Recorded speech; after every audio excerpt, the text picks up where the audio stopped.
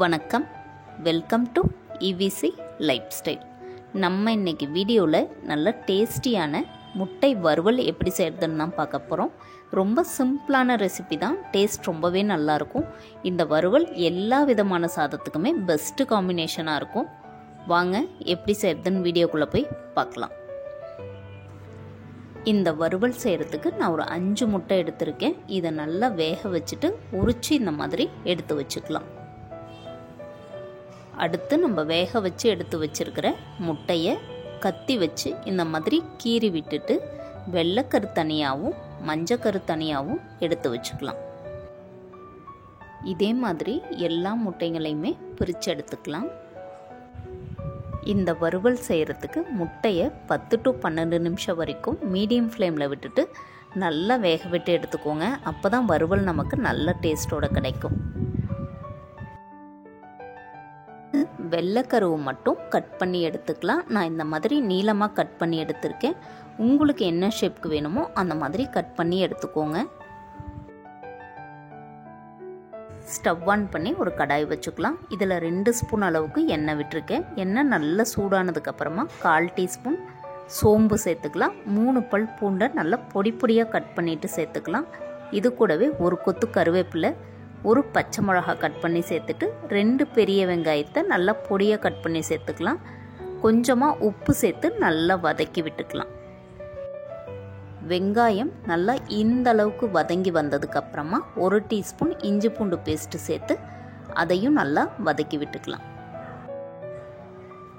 இஞ்சி பூண்டு நல்லா வாசனை வந்ததுக்கப்புறமா 1/4 டீஸ்பூன் மஞ்சள் பொடி சேர்த்துக்கலாம். 1 டீஸ்பூன் தனி மிளகாய் தூள் சேர்த்துக்கலாம்.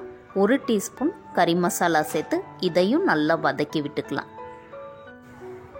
காரத்துக்கு நான் காஷ்மீரி மிளகாய் தூள் யூஸ் பண்ணியிருக்கேன். இது காரம் கம்மியாக தான் இருக்கும். காரம்லாம் உங்களோட டேஸ்ட்டுக்கு தகுந்த மாதிரி அட்ஜஸ்ட் பண்ணி சேர்த்துக்கோங்க. நம்ம சேர்த்துருக்கிற மசாலாவோட பச்சை ஸ்மெல்லாம் போய் நல்லா எண்ணெய் பிரிஞ்சு வந்ததுக்கப்புறமா 1/2 டம்ளர் அளவுக்கு தண்ணி சேர்த்து நல்லா கலந்து விட்டுக்கலாம். இந்த ஸ்டேஜில் வறுவலுக்கு தேவையான உப்பு சேர்த்துக்கலாம். நம்ம ஏற்கனவே வெங்காயம் வதக்கும் போதும் உப்பு சேர்த்துருக்கோம். அதனால் அதுக்கு தகுந்த மாதிரி அட்ஜஸ்ட் பண்ணிவிட்டு சேர்த்துக்கோங்க. இப்போது நம்ம கட் பண்ணி எடுத்து வச்சுருக்கிற முட்டையை சேர்த்துட்டு இது கூடவே நல்லா ஃப்ரெஷ்ஷான கொத்தமல்லி இலை தூவி நல்லா பரட்டி விட்டுக்கலாம். ஸ்டவ்வை லோ ஃப்ளேமில் வச்சுட்டு 1 நிமிஷத்துக்கு நல்லா பரட்டி விட்டுக்கலாம். இந்த மசாலா முட்டையோட நல்லா மிக்ஸ் ஆகி வரணும்.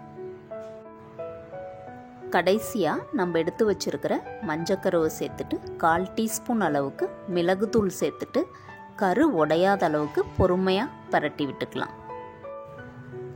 மிளகுத்தூள் மிஸ் பண்ணாமல் சேர்த்துக்கோங்க. இந்த வறுவலுக்கு அது ஒரு நல்ல டேஸ்ட்டை கொடுக்கும். கடைசியாக நம்ம மஞ்சக்கரு சேர்த்தும் போது கரு உடையாமல் நமக்கு கிடைக்கும். நல்லா கலந்து விட்டதுக்கப்புறமா ஸ்டவ்வை ஆஃப் பண்ணிக்கலாம். அவ்வளோதான், நமக்கு நல்லா டேஸ்டியான முட்டை வறுவல் ரெடி. நீங்கள் இது வரைக்கும் இப்படி ட்ரை பண்ணல அப்படின்னா கண்டிப்பாக ட்ரை பண்ணி பாருங்கள். டேஸ்ட் வேறு லெவலில் இருக்கும். வீடியோ பிடிச்சிருந்தால் லைக் பண்ணிவிட்டு ஷேர் பண்ணிவிட்டு மறக்காமல் நம்ம சேனலை சப்ஸ்கிரைப் பண்ணிக்கோங்க. பக்கத்துலேயே இருக்கிற பெல் ஐக்கானையும் கிளிக் பண்ணிக்கோங்க. தேங்க்யூ.